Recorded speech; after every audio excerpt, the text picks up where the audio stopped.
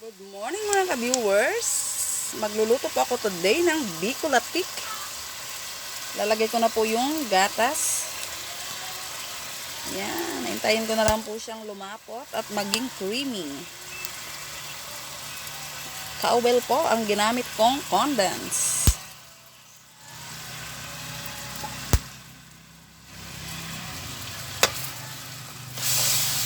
Ayan. Ilagyan ko po siya ng dahon ng pandan para bumango. May pa-order po tayo ngayon mga ka-viewers. Salamat sa nag-order ng aking bicolatik. Ayan. Hintayin ko po siyang lumapot muna mga ka-viewers. Ayan. Malapit na po siyang maging malapot.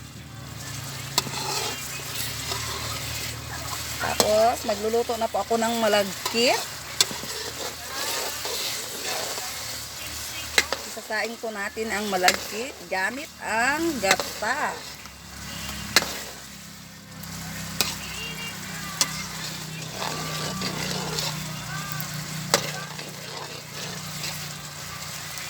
Yan na ang aking latik. Malapit na lumapot. Hintayin po natin siyang maging sticky konti. Ito na po ang ating inigsan na ilalagay mamaya sa ating bicolatik. Ito na po yung malagkit. Titingnan natin kung luto na. Medyo hilaw-hilaw pa. Takpan muna natin ulit at paininin. Ayan na po mga ka-viewers. Luto na po ang aking bicolatik. Ito po yung aking nayari. Ayan. Shout out po sa aking customer for today. Thank you sa pagbili mo sa akin ng bicolatik. Ready na. Maraming salamat mga ka-viewer for watching.